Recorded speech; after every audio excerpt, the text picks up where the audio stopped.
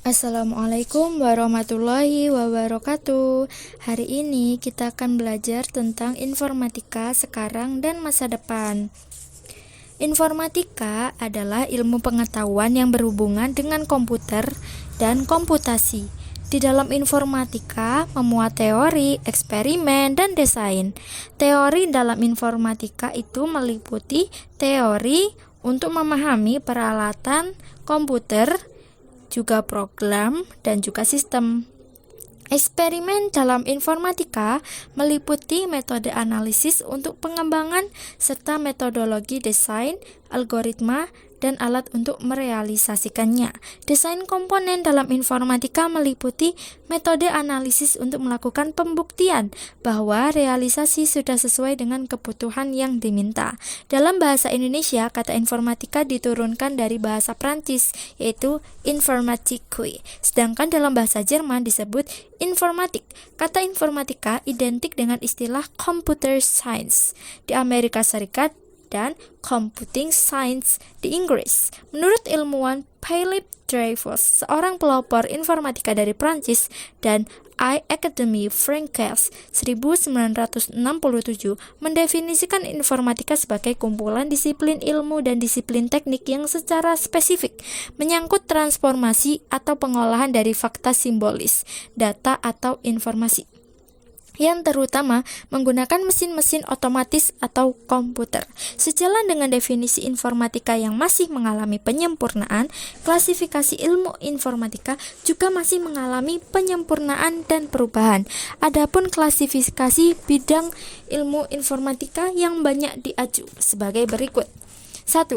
Klasifikasi oleh Association for Computing Machinery, kalau bisa disingkat menjadi ACM. ACM adalah organisasi profesional yang berfokus pada pengembangan bidang komputasi. ACM, Association for Computing Machinery, merupakan perkumpulan ilmiah dan pendidikan komputasi terbesar di dunia yang didirikan pada tahun 1947.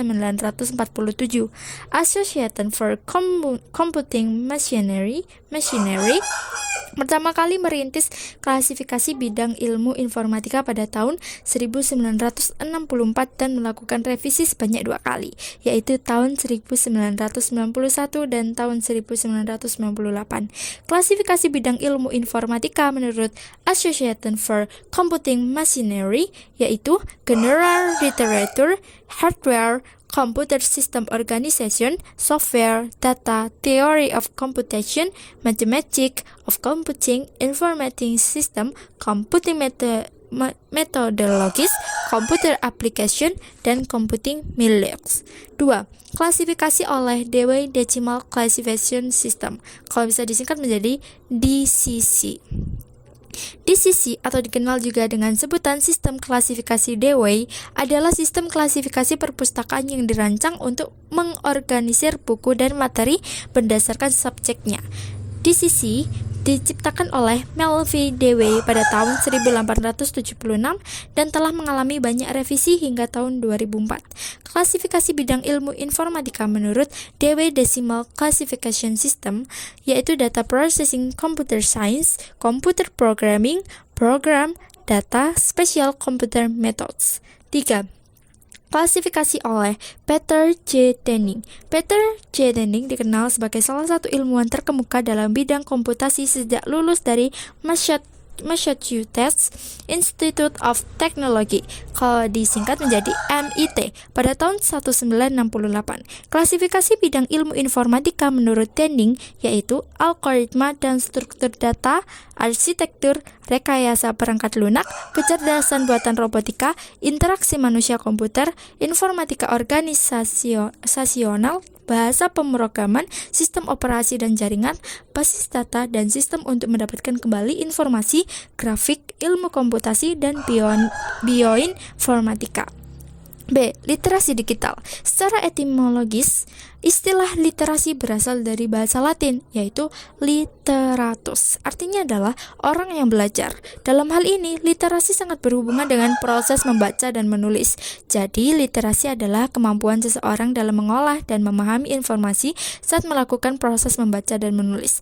Digital adalah teknologi elektronik yang menghasilkan, menyimpan, dan memproses data dalam dua kondisi, yaitu positif dan non-positif. Positif dinyatakan atau diwakili oleh angka 1 dan non-positif oleh angka 0. Dengan demikian, data yang dikirimkan atau disimpan dengan teknologi digital dinyatakan sebagai string 0 dan 1. Literasi digital adalah kemampuan untuk memahami dan menggunakan informasi dalam berbagai bentuk dan berbagai sumber yang diakses melalui peranti komputer. Literasi digital berawal dari istilah literasi komputer dan literasi informasi. Literasi komputer berkembang pada tahun 1980-an ketika komputer mikro makin luas dipergunakan tidak saja di lingkungan bisnis tetapi juga di masyarakat. Sementara itu, literasi informasi baru menyebar luas pada tahun 1990-an, di mana informasi makin mudah disusun, diakses, disebarluaskan melalui informasi berjejaring. 1. Mengembangkan literasi digital. Dalam literasi digital, pendekatan dilakukan melalui dua aspek, yaitu pendekatan konseptual dan operasional. Pendekatan konseptual berfokus pada aspek perkembangan kognitif dan sosial emosional, sedangkan pendekatan operasional berfokus pada kemampuan teknis penggunaan media itu sendiri yang tidak diabaikan. Prinsip pengembangan literasi digital memiliki sifat berjenjang yang terdiri atas 3 tingkatan. Pertama, kompetensi digital yang meliputi keterampilan, konsep, pendekatan, dan perilaku. Kedua, penggunaan digital yang merujuk pada pengaplikasian kompetensi digital yang berhubungan dengan konteks tertentu. Ketiga, transformasi digital yang membutuhkan kreativitas dan inovasi pada dunia digital. Terdapat 8 elemen esensial untuk mengembangkan literasi digital menurut A. J. Belsauf sebagai berikut. A. Kultural, yaitu pemahaman ragam konteks pengguna dunia digital. B. Kognitif, yaitu daya pikir dalam menilai konten. C. Konstruktif, yaitu reka cipta sesuatu yang ahli dan aktual. D. Komunikatif, yaitu memahami kinerja, jejaring, dan komunikasi di dunia digital. E. Kepercayaan diri yang bertanggung jawab. F. Kreatif, melakukan hal baru dengan cara baru.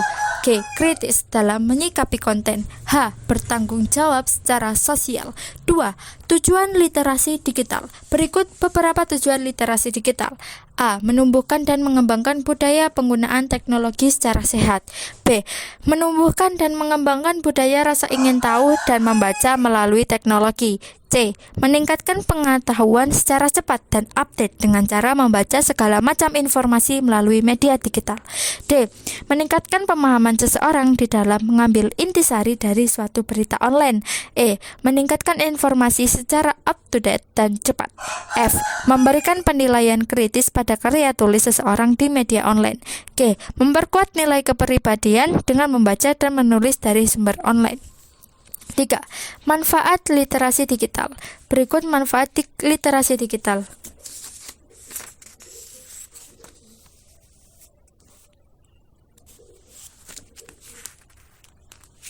Manfaat literasi A. Menghemat waktu. Keberadaan literasi digital memudahkan kita dalam pencarian informasi sehingga dapat menghemat waktu karena waktu yang digunakan untuk mencari informasi jadi lebih sedikit. B. Belajar lebih cepat. Literasi digital memudahkan seseorang dalam mencari definisi atau kata-kata penting. Misalnya, ketika mencari definisi di glosarium akan lebih cepat daripada mencari definisi di buku cetak tanpa glosarium. C. Menghemat uang. Saat ini banyak aplikasi khusus yang berisi tentang perbandingan diskon sebuah produk. Bagi seseorang yang bisa memanfaatkan aplikasi tersebut, maka bisa menghemat pengeluaran ketika akan melakukan pembelian online di internet. D. Membuat lebih aman. Sumber informasi yang tersedia di internet jumlahnya sangat banyak. Kita bisa memanfaatkannya sebagai referensi untuk mendapatkan informasi yang tepat sesuai kebutuhan. E. Selalu memperoleh informasi terkini. Kehadiran aplikasi yang terus berkembang di sekitar kita membuat seseorang lebih mudah memperoleh informasi baru. F. Selalu terhubung. Penggunaan beberapa aplikasi yang dikhususkan untuk proses komunikasi membuat orang-orang selalu terhubung. G. Membuat keputusan yang lebih baik. Literasi digital membantu individu dalam membuat keputusan yang lebih baik karena keberadaan literasi digital mempermudah setiap orang untuk mencari informasi, mempelajari, menganalisis, dan membandingkan informasi yang diperoleh kapan saja. Mempermudah menyelesaikan pekerjaan. Kebanyakan pekerjaan saat ini membutuhkan beberapa bentuk keterampilan komputer. Literasi digital dapat membantu pekerjaan sehari-hari, terutama yang berkaitan dengan pemanfaatan komputer. Memengaruhi dunia. Di internet tersedia tulisan-tulisan yang dapat memengaruhi pemikiran para pembacanya. Dengan menyebarkan tulisan melalui media yang tepat akan memberikan kontribusi terhadap perkembangan dan perubahan dinamika kehidupan sosial. 4. Faktor-faktor yang memengaruhi literasi digital. Dalam era digital yang makin maju ini, literasi digital menjadi makin penting. Ada beberapa faktor yang dapat memengaruhi tingkat literasi digital seseorang. Berikut pembahasan mengenai faktor-faktor yang memengaruhi literasi digital. A. Keterampilan fungsional, atau dalam bahasa Inggrisnya bisa disebut functional skill, yaitu kemampuan untuk dapat menggunakan berbagai macam alat digital dengan baik. B.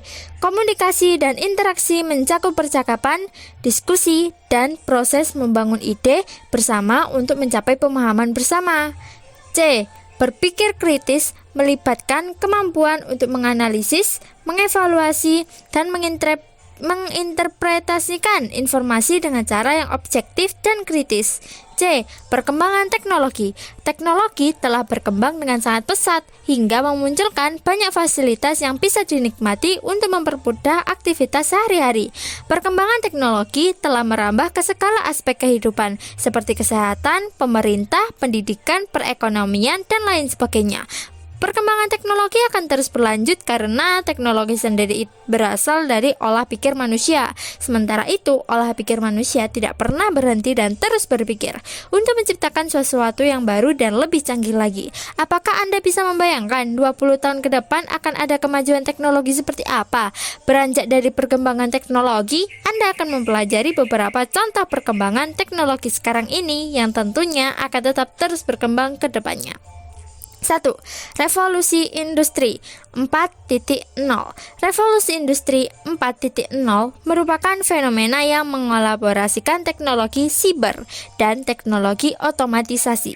Revolusi industri sering disebut juga dengan cyber physical system. Ciri utama dari revolusi industri ini adalah penggabungan informasi dan teknologi komunikasi dalam bidang industri. Beberapa tantangan yang dihadapi pada era industri 4.0 yaitu masalah keamanan teknologi informasi, keandalan stabilitas mesin produksi, kurangnya keterampilan yang memadai, ketidakmampuan untuk berubah oleh pemangku kepentingan, dan hilangnya banyak pekerjaan karena berubah menjadi otomatisasi.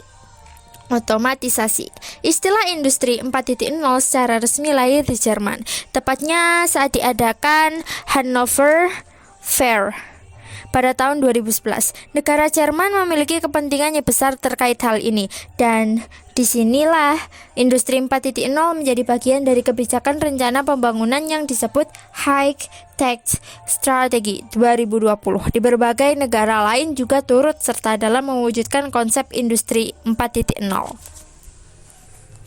Keseluruhannya memiliki tujuan yang sama, yaitu meningkatkan daya saing tiap negara dalam menghadapi pasar global yang sangat dinamis. Kondisi ini dikaitkan dengan maraknya laju perkembangan teknologi digital di berbagai bidang, terutama 5 bidang yang menjadi pilar utama dalam revolusi industri 4.0, yaitu Internet of Things, Big Data, Artificial Intelligence, Cloud Computing, dan Additive Manufacturing. 2. Internet of Things, kalau disingkat menjadi IoT. Internet of Things adalah berbagai macam perangkat yang ditanamkan di dalam objek berupa software, sensor, dan perangkat elektronik yang memungkinkan perangkat-perangkat tersebut terhubung dan bertukar data sehingga menciptakan peluang untuk berinteraksi langsung antara dunia fisik dengan sistem yang berbasis komputer dan internet. Secara sederhana, Internet of Things adalah kemampuan berbagai perangkat, objek, kendaraan, rumah, dan benda lainnya untuk berkomunikasi dan berinteraksi melalui internet. Internet of Things merupakan sebuah konsep yang bertujuan untuk memperluas manfaat dari konektivitas internet yang tersambung secara terus-menerus. Konsep kerja Internet of Things mengacu pada 3 elemen utama pada arsitektur Internet of Things, yaitu A. Barang fisik yang dilengkapi modul Internet of Things. B. Perangkat koneksi ke internet seperti modem dan router wireless speedy. C. Cloud Data Center, tempat untuk menyimpan aplikasi beserta database. Cara kerja Internet of Things adalah dengan memanfaatkan sebuah argumentasi pemrograman di mana tiap-tiap perintah argumennya itu menghasilkan sebuah interaksi antara sesama mesin yang terhubung secara otomatis tanpa campur tangan manusia dan dalam jarak berapapun. Internetlah yang menjadi penghubung di antara kedua interaksi mesin tersebut, sementara manusia hanya bertugas sebagai pengatur dan pengawas bekerjanya alat tersebut secara langsung. 3. Big Data. Big Data adalah istilah yang diberikan pada kumpulan data yang berukuran sangat besar dan kompleks, sehingga tidak memungkinkan untuk diproses menggunakan perangkat pengelola database konvensional ataupun aplikasi pemproses data lainnya. Istilah Big Data telah digunakan sejak tahun 1990-an. Istilah ini dicetuskan oleh mantan pensiunan kepala ilmuwan di Silicon Graphics bernama John Massey. Pada sebuah makalah tahun 1998, Big Data biasanya mencakup kumpulan data dengan ukuran di luar kemampuan alat perangkat lunak yang biasa digunakan untuk menangkap, menyusun, mengelola, dan memproses data dalam waktu yang dapat ditoleransi. Big Data juga memiliki peran penting dalam pengembangan produk dan inovasi. Konsep Big Data diangkat lagi oleh analisis industri Doug Laney pada tahun 2001 yang mengemukakan definisi Big Data sebagai 3V yang menjadi definisi utama data. 3V merupakan kependekan dari volume, kecepatan, dan variasi. 3V. A. Volume. Yang kesatu adalah volume. Volume adalah jumlah data yang dihasilkan. Suatu perusahaan dapat mengumpulkan data dari berbagai sektor seperti transaksi bisnis, media sosial, dan informasi dari berbagai sumber lainnya. Tidak ada batas ukuran untuk menetapkan sebuah volume data dianggap sebagai big data, tetapi big data dapat dianalisis berdasarkan skalanya yang besar. Sulitnya data untuk disimpan, dikelola, dan diproses menggunakan database tradisional dan arsitektur pemrosesan data. B. Kecepatan, dalam bahasa Inggrisnya adalah velocity. Kecepatan atau velocity adalah kecepatan di mana data sedang dibuat secara real time. Kecepatan ini terdiri atas tingkat perubahan, menghubungkan set data yang masuk dengan kecepatan yang bervariasi dan aktivitas yang banyak. C. Variasi, atau dalam bahasa Inggrisnya adalah variety. Variasi atau variety adalah semua data terstruktur dan tidak terstruktur yang memiliki kemungkinan dihasilkan oleh manusia atau mesin. Data yang ada dapat dari berbagai jenis atau format, mulai dari data terstruktur dan numerik dalam basis data tradisional hingga dokumen teks tidak terstruktur, email, video, audio, data ticker saham, dan transaksi keuangan.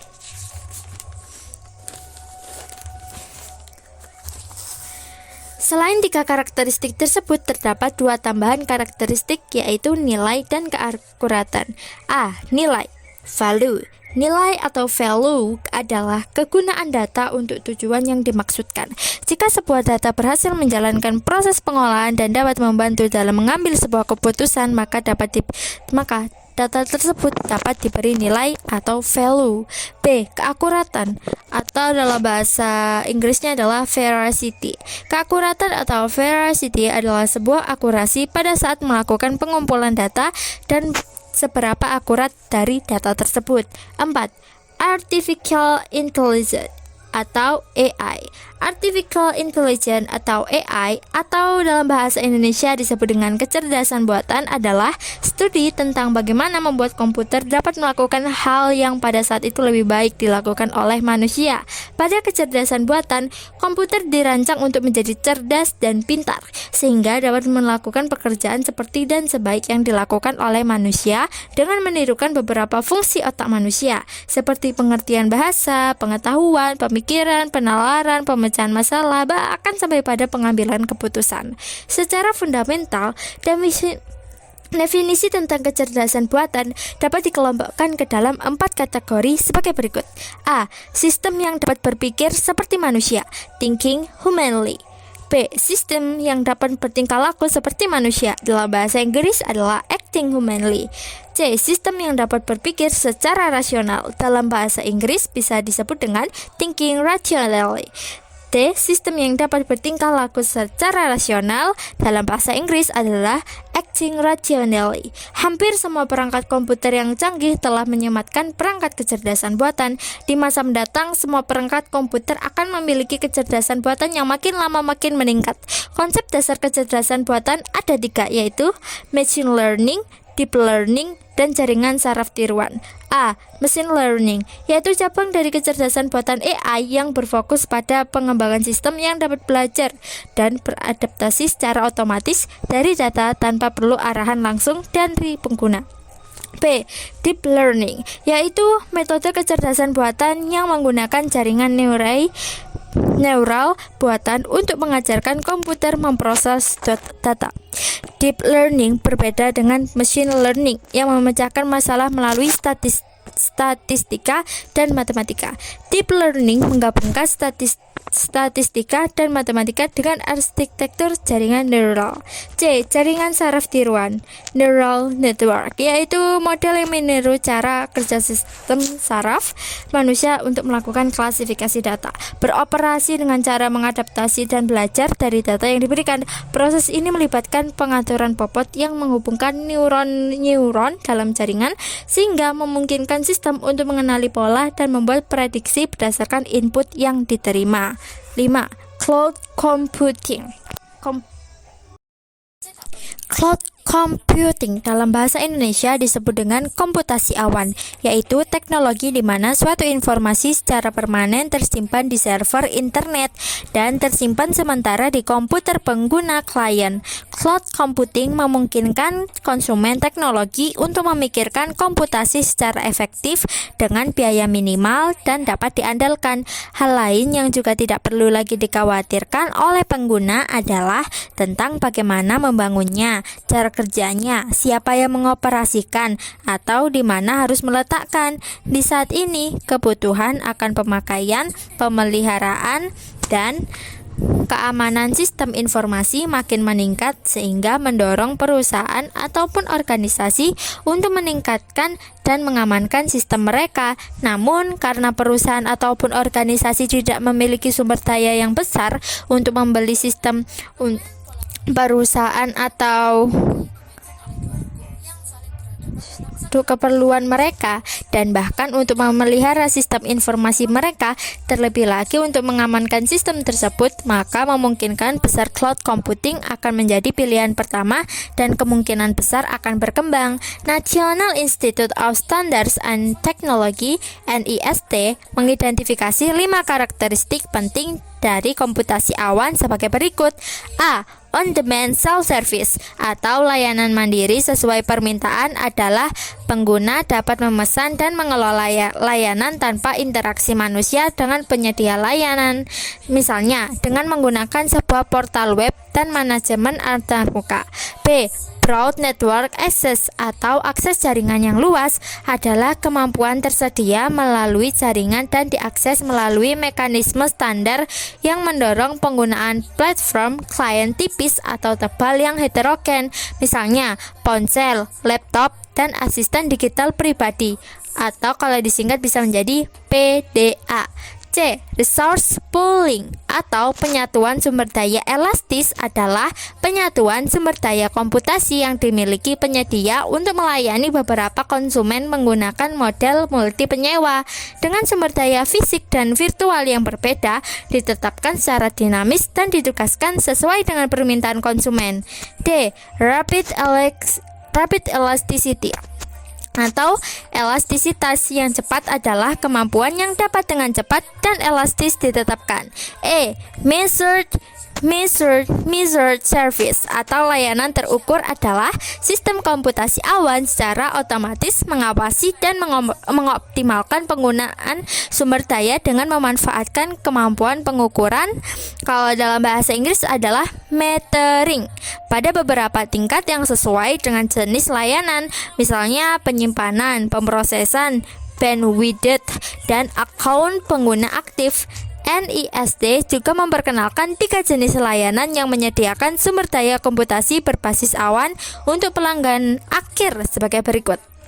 A. Cloud Software as a Service SaaS adalah kemampuan yang diberikan kepada konsumen untuk menggunakan aplikasi penyedia dapat beroperasi pada infrastruktur awan. Aplikasi dapat diakses dari berbagai perangkat klien melalui antarmuka, seperti web browser, misalnya email berbasis web. Konsumen tidak mengelola atau mengendalikan infrastruktur awan yang mendasarinya. Aplikasi umum yang ditawarkan sebagai layanan meliputi manajemen hubungan pelanggan, kalau disingkat menjadi CRM, Analytic Intelligent Business, dan perangkat lunak akuntansi online. B.